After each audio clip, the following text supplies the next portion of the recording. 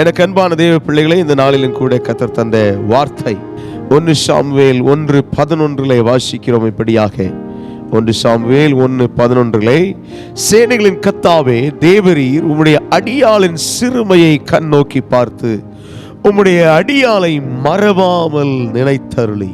ஆமென். உமது அடியாளுக்கு ஒரு ஆண் பிள்ளையை கொடுத்தாள். அவன் உயிரோடு இருக்கும் சகல நாளும் நான் அவனை கர்த்தருக்கு ஒப்பு கொடுப்பேன். அவன் தலையின் மேல் சவரகன் கத்தி படுவதில்லை என்று ஒரு பொருத்தனை பண்ணினாள். ஹல்லேலூயா. எனக்கு அன்பானவர்களே, இந்த சம்பவம் ஒருவேளை அநேகருக்கு தெரிந்திருக்கலாம். அன்னாள் தேவ சமூகத்தில் போய் அழுகிறாள். அவளுடைய சூழ்நிலையின் நிமித்தம் அன்னாளுடைய புருஷனுக்கு மற்றொரு மனைவி இருந்தாள்.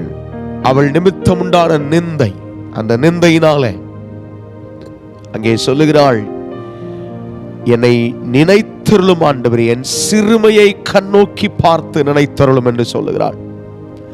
இன்றைக்கும் ஏதோ ஒரு சிறுமைப்படுத்தப்பட்ட நிலையில் நீங்கள் இருந்தால் அதற்காக ஸ்தோத்திரம் பண்ணுங்க. ஏன் தெரியுமா? சிறுமைப்படுதல் வரும் பொழுது தேவனுடைய வல்லமையை பார்க்க முடியும், தேவனுடைய மகத்துவத்தை பார்க்க முடியும். தேவன் சிறுமைப்பட்டவர்களை மறக்கிறதும் இல்லை. அல்லேலூயா. எனக்கு அன்பான தேவ பிள்ளைகளை, உங்களுடைய சிறுமையை கர்த்தர் நினைவு கூறுகிறார். அல்லேலூயா. உங்களுடைய நெருக்கடிகளை கர்த்தர் நினைவு கூறுகிறார். நல்லா கவனிங்க. சாமுவேல் இந்த உலகத்திற்குள் பிரவேசிக்கிறதற்கு, சாமுவேல் அன்னாளின் மூலமாய் இந்த உலகத்தில் வருகிறதற்கு அன்னாளை நெருக்க வேண்டிய ஒரு சூழ்நிலை இருந்தது.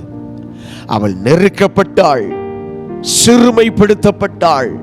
அந்த சிறுமையில் அவள் தேவனை நோக்கி, ஆண்டவரே என்னை மறவாமல் நினைத்தருளும், என்னை மறவாமல் நினைத்தருளும் என்று கேட்டாள். எனக்கு அன்பானவர்களே, ஆண்டவர் அவள் கேட்டபடியே கொடுத்தார். அவள் கேட்டபடியே கொடுத்தார். இன்றைக்கும் நீங்கள் நெருக்கப்பட்டிருக்கிற சூழ்நிலையில் கர்த்தரை நோக்கி பார்க்கும் பொழுது, நொறுங்கி போயிருக்கிற சூழ்நிலையில் கர்த்தரை நோக்கி பார்க்கும் பொழுது, அவர் நிச்சயமாகவே உங்களுக்கு அவருடைய கிருபைகளை தந்து அவர் உங்களை மறவாமல் நினைத்தருளுவார். ஆமென். ஹல்லேலூயா. எனக்கு அன்பானவர்களே, தேவன் நிச்சயமாகவே நம்மை நினைப்பார். தேவன் நிச்சயமாகவே நம்மை விடுவிப்பார். தேவன் நிச்சயமாகவே மாற்றத்தை கொடுப்பார். ஹல்லேலூயா. மறவாமல் நினைக்கிற தேவன், மறந்து போகாமல் நினைத்து நினைவு கூறுகிற தேவன் உங்களை நிச்சயமாய் நினைவு கூர்ந்து உங்களுடைய நெருக்கடிகளில், உங்களுடைய சூழ்நிலைகளில் ஒரு மாற்றத்தை கர்த்தர் கட்டாயம் கொடுப்பார். ஹல்லேலூயா.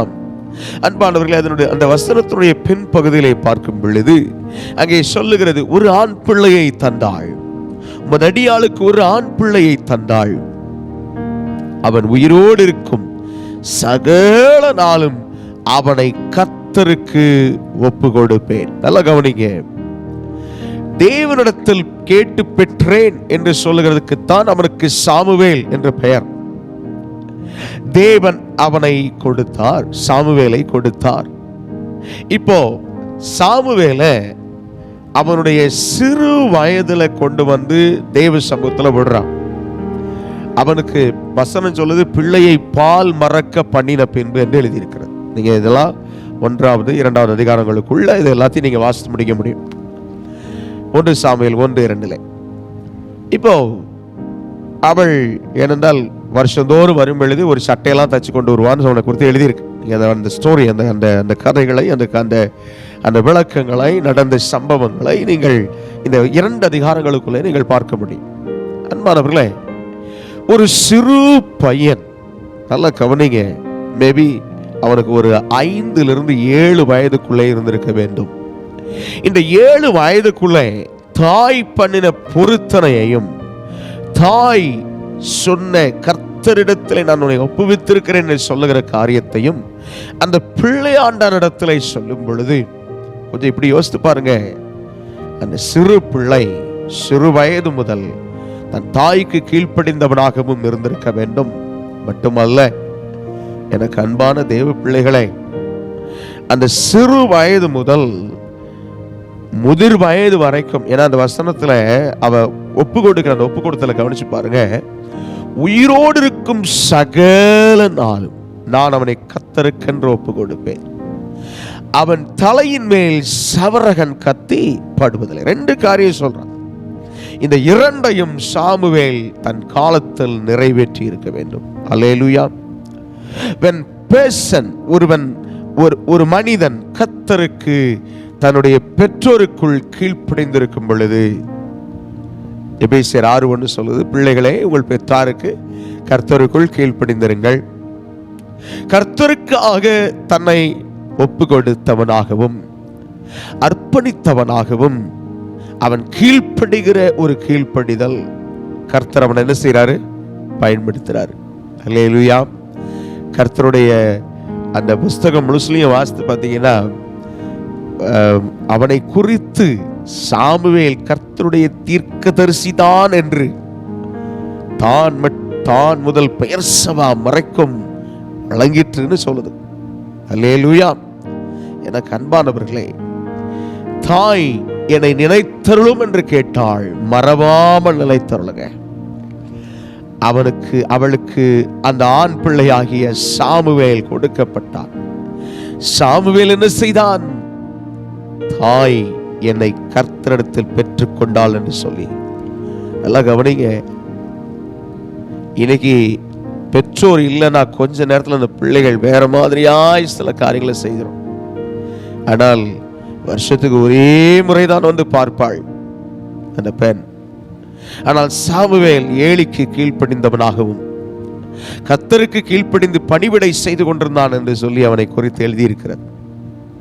எனக்கு அன்பான தேவ பிள்ளையே, நம்முடைய கீழ்ப்படிதல் ரொம்ப அவசியங்க. ஒருவன் கர்த்தருக்காய் சரியா கீழ்ப்படியும் பொழுது அவங்கள நினைச்சுக்கிட்டே இருப்பாருங்க, நினைச்சுக்கிட்டே இருப்பார்.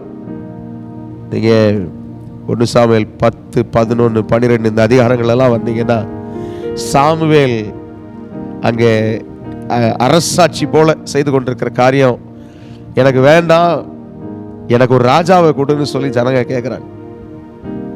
அந்த இடத்துல வரும் பொழுது அங்கே அவன் ஆண்டவர் சமூகத்தில் அழுதான்னு சொல்லி வசனம் சொல்லுது. எது வரைக்கும் துக்கமா இருப்பேன், அவங்க ஒன்றை தள்ளல, என்னதான் தள்ளினாங்கன்னு சொல்லி ஆண்டவர் அவனை தேற்றுகிறார் வரைக்கும் அழுகிறான்.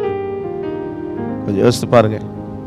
தேவனுக்காக வைராக்கியமாய் நின்ற சாமுவேல், தேவனுக்காக செயல்பட்ட சாமுவேல்.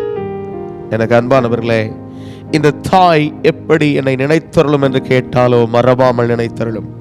அதே போல் அவள் அவனுக்கு தேவனை மறக்க கூடாது என்பதையும் கற்றுக் கொடுத்தாள். ஹல்லேலூயா.